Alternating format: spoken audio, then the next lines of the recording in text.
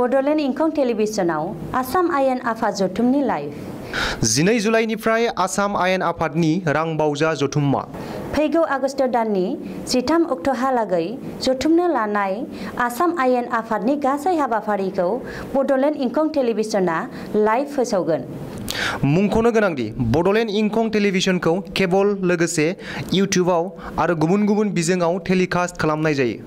बड'लेण्ड इंखं टेलिभिजनाव आसाम आयेन आफाद जथुमनि लाइभ 12 जुलाइनिफ्राय आसाम आयेन आफादनि रांबावजा जथुम्मा फैगौ आगस्ट दाननि 13 अक्ट'हालागै जथुमनो लानाय आसाम आयेन आफादनि गासै हाबाफारिखौ बड'लेण्ड इंखं टेलिभिजना लाइभ फोसावगोन। मुंख'नो गोनांदि बड'लेण्ड इंखं टेलिभिजनखौ केबल लोगोसे इउटिउब आरो गुबुन गुबुन बिजोङाव टेलिकास्ट खालामनाय जायो। खुलुमबाय, बड'लेण्ड इंखं टेलिभिजन स्टुडिअ'आव आं उपमारानि दैमारि। दिनैनि गाहाय रादाबाव दं। आसाम आयेन आफादनि जथुमखौ लाइभ नुनो मोनगोन बड'लेण्ड इंखं टेलिभिजननि गेजेरजों। सिसिट'आ WPT मन्थ्रिखौ लोगो हमना गोसोखांलाय गथायदों। गोदानै दाजानाय वेलफेयार अफ बड'लेण्ड बिफानखौ मोननानै मन्थ्रि उरखावगोरा ब्रह्मआ गोजोननाय फोरमायदों। गरखाफोरखौ बिटिआर ओनसोलनि ट्राइबेल बेल्ट एन्ड ब्लकआव रैखाथियै थानो गनायथि होनाया जोबोद दुखुनांथाव, बुंदों दावराव देख्रेब नार्जारि। आसामाव कभिडनि डेल्टा प्लास जोलै गैथ'आ। पुलिस एनकाउन्टाराव वान्टेड डाकाति जयनाल आबेदिननि जिउ खहा।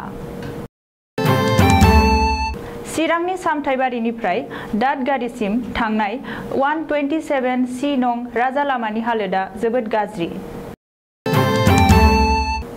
आसामनि PWD बिफाननि चिफ इन्जिनियारा कर'नाजों जिउ गोमाबाय।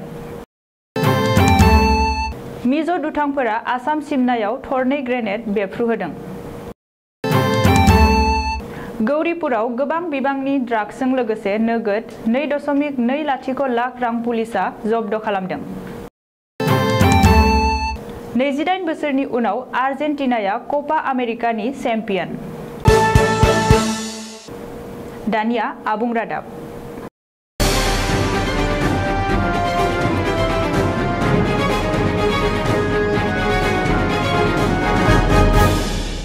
गाबोन समबार 12 जुलाइनिफ्राय जानो गोनां आसाम आयेन आफादनि रांबावजा जथुम्माया फुंबिलिनि 9 रिंगानिफ्राय जागायगोन। फैगौ दिसेम्बर दाननि 13 अक्ट'हालागै जथुमनो लानाय आसाम आयेन आफादनि जथुमनि गासै हाबाफारिखौ बड'लेण्ड इंखं टेलिभिजननि गेजेरजों लाइभ फोसावगोन। मुंख'नो गोनांदि बड'लेण्ड इंखं टेलिभिजननि गासै हाबाफारिखौ केबल लोगोसे इउटिउब आरो गुबुन गुबुन बिजोङाव फोसावनाय जासिगोन।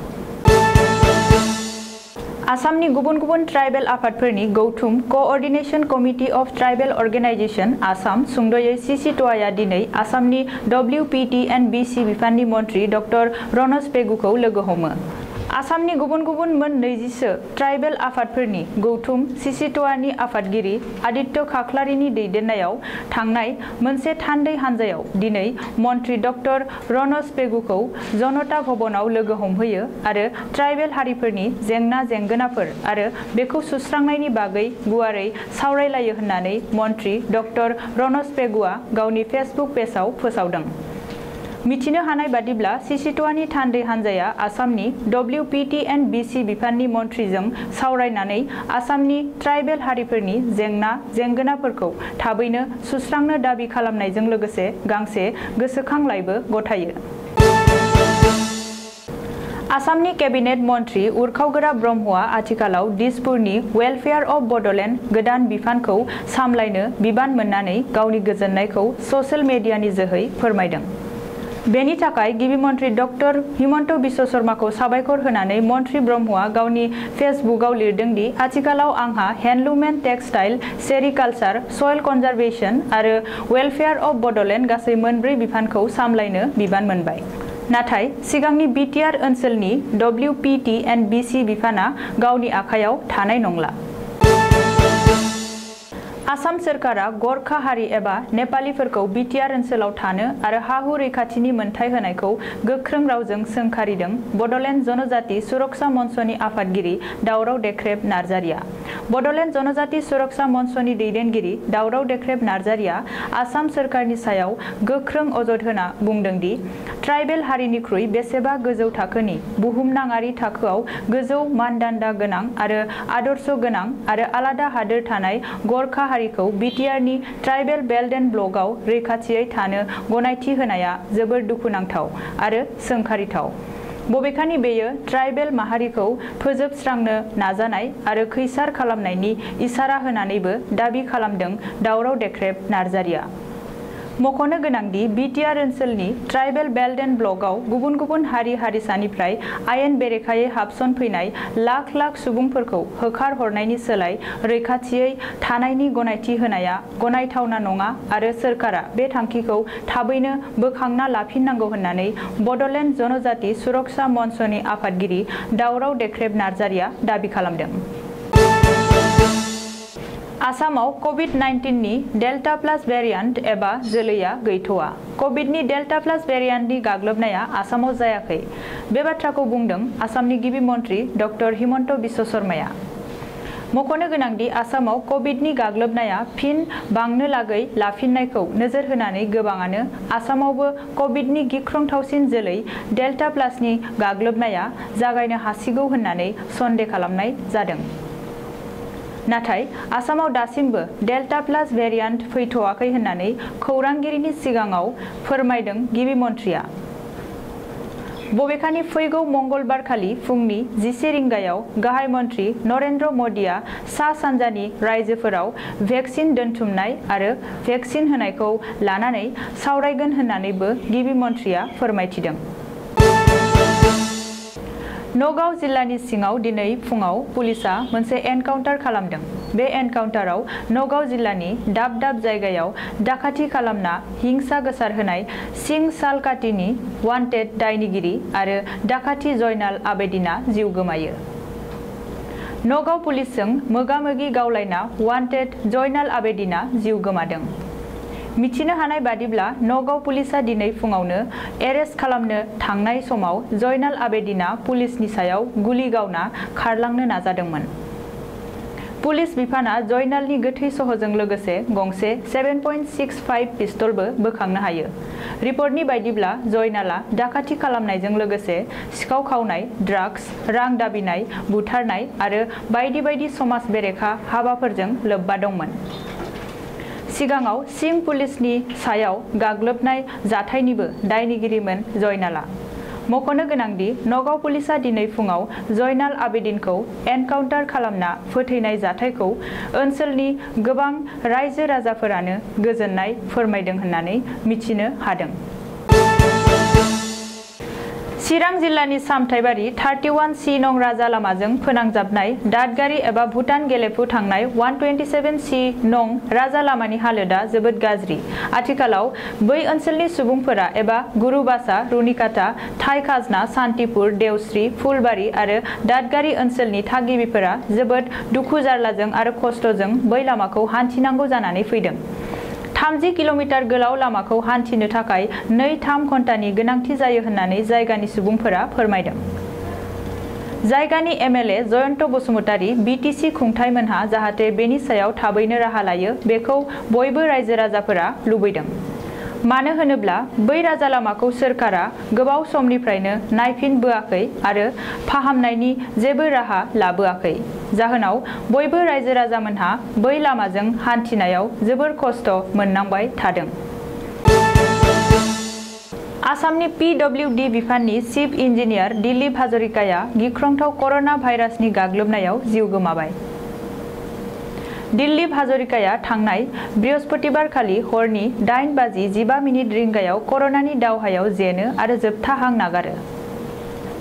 रिपर्टनि बायदिब्ला PWD बिफाननि चिफ इन्जिनियार दिलीप हाजरिकानि देहायाव थांनाय बुधबारखालि कर'ना पजिटिभ टेस्ट जानायनि उनावनो गुवाहाटी नोगोरमानि गंसे प्राइभेट हस्पिटालाव एडमिट खालामना ट्रिटमेन्ट होनाय जादोंमोन। नाथाय बृहस्पतिबारखालि हराव दिलीप हाजरिकाया कर'नाजों जिउ गोमायो। आसाम मिजोराम सिमनायाव थानाय गलाखालायाव थांनाय हराव थरनै गोहोगोरा ग्रेनेड बेफ्रुदों। आयेन बेरेखायै आसामाव हाबसनफैनाय दुथां मिज'फोरा सिमनानिफ्राय 3 किल'मिटार आसामाव हाबफैनानै बे ग्रेनेडखौ बेफ्रुहोदों। आसामा दोंसे गोदान लामा बानायनायखौ लानानै बे जाथाया सोमजिदों। बबेखानि बे जाथायखौ लानानै ओनसोलाव गिख्रंनाय थासारि सोमजिदों होननानै खौरां मोननो हादों। मख'नो गोनांदि दुथां मिज'फोरा आसामाव हाथियार लाना सिगि सग' खालामनानै आसामनि हायाव दखल खालामफैनाय जाथाया ओनसोलाव दुंहाव थासारि सोमजिफिनदों। नोजोर होनो गोनांदि मोननै नसुं रायजोनि गेजेराव जानाय बे सिमनायारि दाङाबाजिखौ बेखिनियावनो फोजोबनो थाखाय थांनाय शुक्रबारखालि गोदान दिल्लीयाव मोन्नैबो रायजोनि गोजौ थाखोनि अफिसारफोरनि गेजेराव सावरायनाय जादोंमोन। नाथाय बे सावरायनायावबो जेंना सुस्रांनायनि जेबो लामा ओंखारासै। धुबुरी जिल्लानि गौरीपुराव रकिबुल इस्लामनि न'खौ सिग्रोमनानै रबिबारनि फुङाव पुलिसआ गोबां बिबांनि ड्राग्सजों लोगोसे नोगोद 2,20,000 रां जब्द खालामदों। पुलिसनि सुलुङाव फोरमायनाय बायदिब्ला CRPFनि हेफाजाबाव हरखाबै रकिबुल इस्लामनि न'खौ सिग्रोमनानै बे सार्च अपारेशनखौ खालामदोंमोन। रकिबुल इस्लामआ ड्राग्सखौ हा सिङाव फबनानै दोनदोंमोन, नाथाय उनाव गावनो सिमान जानायाव हा सिंनिफ्राय जावखांनानै ड्राग्सजों लोगोसे नोगोद 2.20 लाख रांबो बोखांनो हादों। आथिखालाव पुलिसआ ड्राग्स फालांगिनि दायाव रकिबुल इस्लामखौ एरेस्ट खालामनानै बिनि बेरेखायै FIR होनानै केस रेजिस्टार खालामबाय होननानै मिथिहोदों। 28 बोसोरनि उनाव आर्जेन्टिनानि खर'आव क'पा आमेरिकानि बिमुं। 1993 मायथाइनि उनाव गिबि खेबनि थाखाय क'पा आमेरिकानि बिमुं आरजिदों आर्जेन्टिनाया।